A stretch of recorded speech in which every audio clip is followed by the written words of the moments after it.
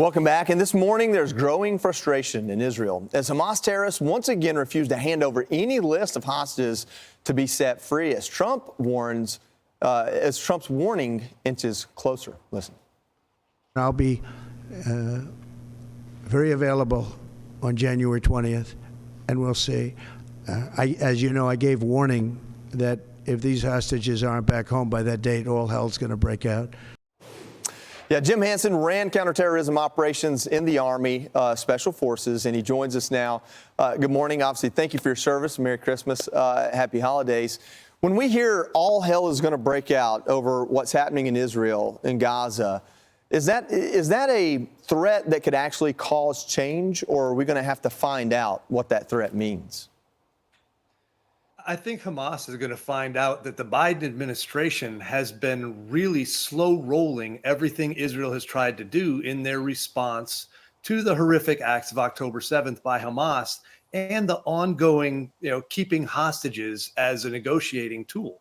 So while Gaza has been fairly well devastated, the Israelis have done considerably less than they're capable of because they needed our assistance. So I think when President Trump says something like that, as you pointed out earlier in the show, posturing matters. When the leaders of Hamas hear that that's a possibility, they're more likely to make terms that are actually acceptable to the Israeli people. Yeah, when we talk about the main, I guess, linchpin right now, the hanging point is this idea that they could get a list of hostages to be set free. I look at this and say it kind of looks like Hamas has the upper hand because Israel, Netanyahu, through their own people, they're so desperate to get names, to find out who may be alive, who may be, may have an opportunity to come back home. It's almost like you're so hanging on to hope as far as the Israeli people go that Hamas has more of a bargaining chip there. But on the other side, that's the only bargaining chip they have.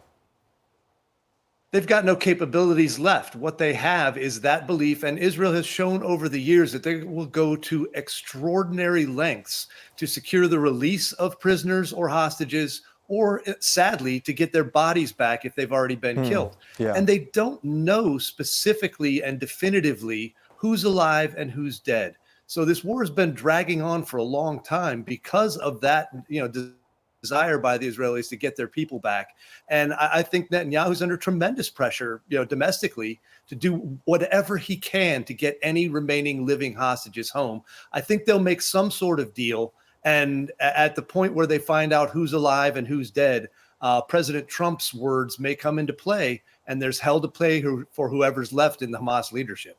One topic that's touching every conflict around the world, to include the Middle East, is drone warfare. It's not just the war of the future. It is the current arms race we're in.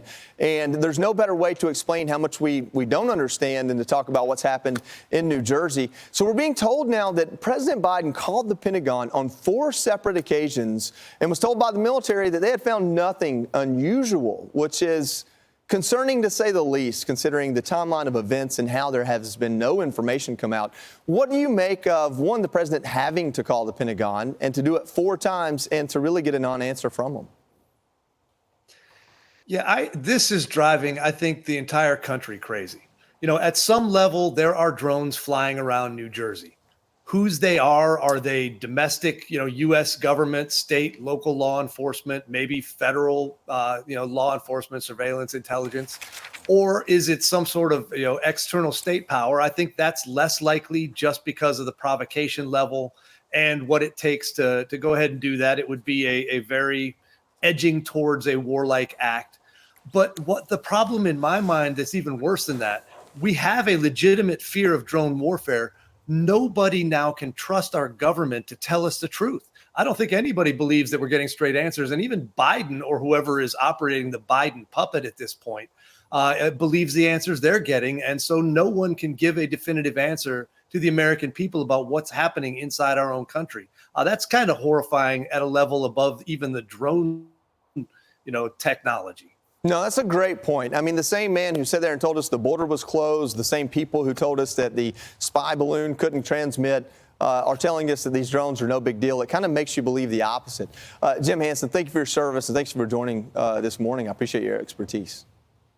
Good to be with you, Joey. Yes, sir. I'm Steve Doocy. I'm Brian Kilmeade. And I'm Ainsley Earhart. And click here to subscribe to the Fox News YouTube page to catch our hottest interviews and most compelling analysis.